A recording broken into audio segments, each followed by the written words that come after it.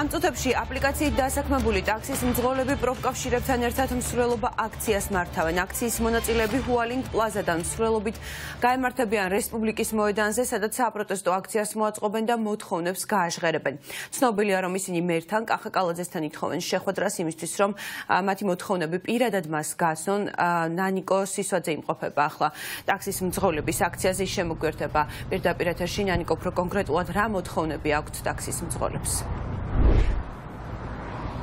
ნინო, პირველ რიგში გეტყვით იმას, რომ ახლა ჩვენ ჰუალინგის დასახლებაში ვიმყოფებით, სადაც ნელ-ნელა იკრიბებიან ტაქსის მძღოლები და ისინი სწორედ ამ ერთობით გადაინაცვლებენ უკვე მსვლელობით რესპუბლიკის მოედნისკენ და კონკრეტულად თუ რას მოითხოვენ, უკვე ძირითად მოთხოვნებს გააჟღერებენ სწორედ რესპუბლიკის მოედანზე, თუმცა ბუნებრივია ჩვენ მანამდე ტაქსის მძღოლებს ვესაუბრეთ, მათი პირველ რიგში მოთხოვნა არის ის, რომ შეხვდნენ თბილისის მერს კახი კალაძეს და გააცნონ ის პრობლემები, რომელიც ამ სექტორშია და ასევე საზოგადოებასაც მიაწვდინონ ხმა, რომ მათი უფლებები ირღვევა. საუბარია კონკრეტულად იმაზე, რომ როგორც A ტიპის, ასევე B ტიპის კატეგორიის ტაქსებს ლიცენზიის ასაღებად ერთნაირი პროცედურები სჭირდებათ, ასევე ლიცენზიის საფასური არის იდენტური, თუმცა მხოლოდ A ტიპის კატეგორიის ტაქსებს შეუძლიათ ეგრეთ წოდებულ ბასლაინში მოძრაობა, რაც არის დისკრიმინაციული და ასევე ტაქსის მძღოლები გვიყვებიან, რომ ბაზარზე ფაქტობრივად მხოლოდ ორ კომპანიას აქვს მონოპოლია აღებული, შესაბამისად ისინი იძულებულები არიან, რომ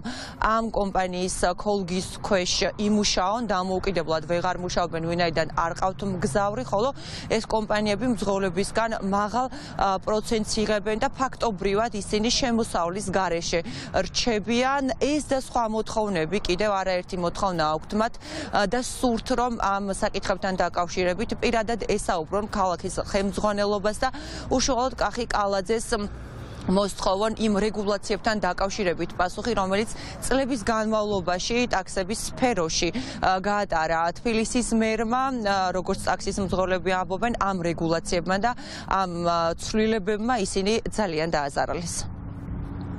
ტაქსის მძღოლი დაახლოებით 2014-15 წლიდან ვარ. იქიდან მოყოლებული ბევრი რამე შეიცვალა, რა თქმა უნდა უარესობისკენ, კარგი მძღოლის მხარეს არაფერი წამოსულა.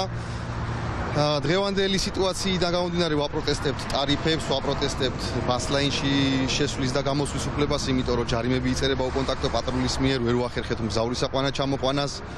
რამდენი ხანია ვცდილობთ უკვე რომ დაუკავშირდეთ ვინმეს, ვინც სამუხილავ კომპანიასთან დაგვაკავშირებს, დაგვსვას მოლაპარაკების მაგიდასთან, მაგრამ არავინ არ ჩანს, არავინ არ გვეხმიანება, განცხადებას ჩაბარებულია, მაგრამ პასუხი და ყურადღება არის ნოლი. მათ სურთ პირველ რიგში რომ საზოგადოებამ გაიგოს მათი გულის ტკივილი. არის ტარიფებთან დაკავშირებით, არის საკომისიოსთან დაკავშირებით, არის ბასლაინს პარკინგთან დაკავშირებული პრობლემები. ეს ადამიანები ითხოვენ, რომ საზოგადოების ყურადღება მიიქციონ პირველ რიგში, რა თქმა უნდა, აუცილებლად უნდა ჩაერიონ ამ საკითხზე და დიალოგი გაიმართოს მთავრობის სტრუქტურებთან, ეს მერიის იქნება, სამხრივი კომისია იქნება თუ რაც იქნება მნიშვნელობა არ აქვს და აუცილებლად იმ უჩინარი, უხილავი აპლიკაციის მქონე პლატფორმები, რომელსაც ვერ მივაგენით ჯერჯერობით ვინაა პასუხისმგებელი საქართველოში. ნახოთ რა გადაწყვეტილებას მიიღებს თბილისის მერი, გაითვალისწინებს თუ არა ტაქსის მძღოლების მოთხოვნებს და კონკრეტულად ასევე ჩვენ დამატებით მოვისმენთ იმ მოთხოვნებს, რომელსაც გააჟღერებენ სულ რამდენიმე საათში ტაქსის მძღოლები. ახლა ისინი ჰუალინგის მიმდებარე ტერიტორიაზე იმყოფებიან და სულ რამდენიმე წუთში დაიძვრებიან მსვლელობით რესპუბლიკის მოედნისკენ.